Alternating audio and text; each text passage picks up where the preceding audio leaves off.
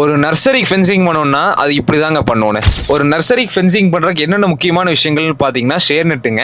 So அந்த share net எதுக்கு பயன்படுத்துறாங்கன்னா வெயில் வராமல் இருக்கிறக்காகவும் அடுத்து வந்து வெளியிலேருந்து பார்வையில் உள்ள வராமல் இருக்கிறக்காகவும் தான் பயன்படுத்துறதுங்க.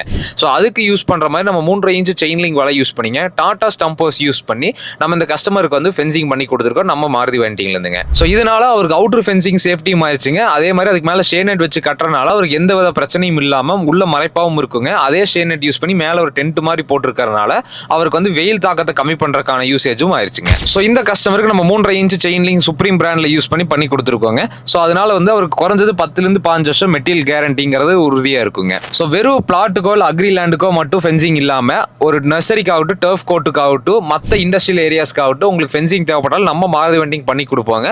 ஸோ இந்த மாதிரி ஃபென்சிங் ரெக்குவயர்மெண்ட்ஸ் உங்களுக்கு இருந்ததுன்னா நீங்க நம்ம மாருதி வெண்டிங்கை கான்டாக்ட் பண்ணுங்க. தரமான கம்பி வேலி வாங்க நம்ம மாருதி வயர் நெட்டிங்க்கு வாங்க.